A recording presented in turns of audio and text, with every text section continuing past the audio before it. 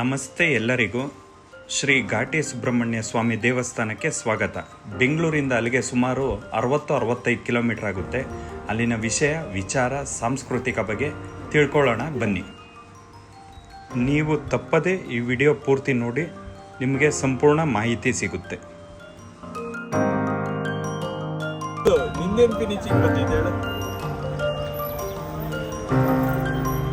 ಕೊಡಕ ಥ್ಯಾಂಕ್ಸ್ ಅಕ್ಕ.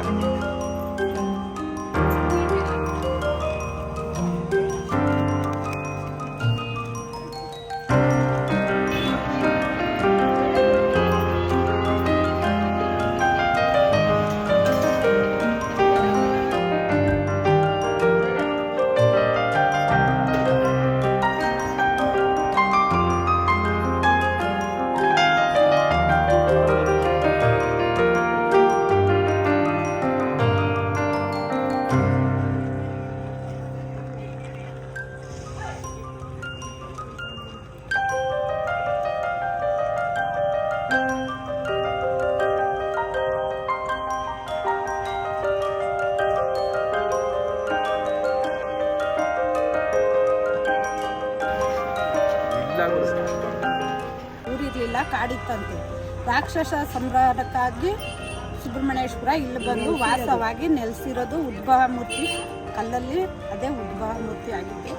ಒಂದು 500 ಕನಸಲ್ಲಿ ಹೋಗಿ ನನಗೆ ಇಲ್ಲಿ ಗರ್ಭಗುಡಿ ಚಿಕ್ಕದಾಗಿ ಒಂದು ಗುಡಿ ಕಟ್ಟಿಸ್ಕೊಡ್ರಿ, ನಾನು ಇಲ್ಲಿ ವಾಸವಾಗಬೇಕು ಅಂತ ಹೇಳಿ ಅವ್ರು 500 ಗುಡಿ ಕಟ್ಟಿಸಿ, ಆಮೇಲೆ ಇಲ್ಲೇನಂದರೆ ವಿಶೇಷ, ಮದುವೆ ಆಗದಿರೋರಿಗೆ ಮದುವೆ ಆಗುತ್ತೆ, ಮಕ್ಕಳು ಇಲ್ದಿರೋರು ಮಕ್ಕಳಾಗುತ್ತೆ, ದೋಷ ಏನಾದರೂ ಇದ್ದರೆ ಪರಿಹಾರ ಆಗುತ್ತೆ. ಇಲ್ಲಿಂದ ವಿಶೇಷ ಅಷ್ಟು.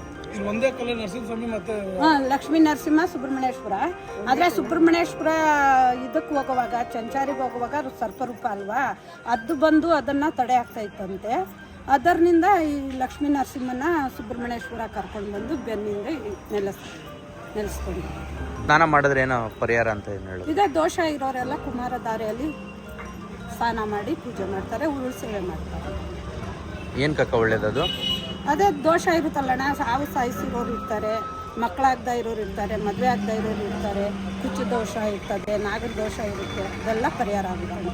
ಪವರ್ಫುಲ್ ದೇವಸ್ಥಾನ ಇದೆ.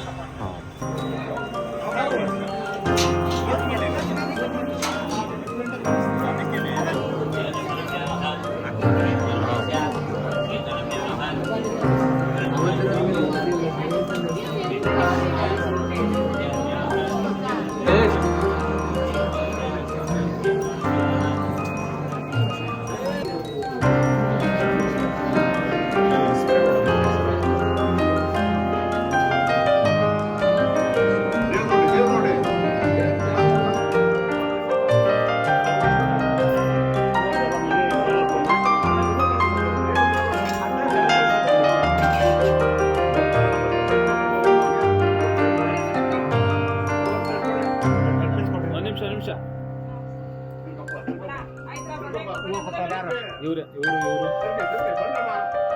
ಅಷ್ಟೇ ಇಬ್ಬರೇ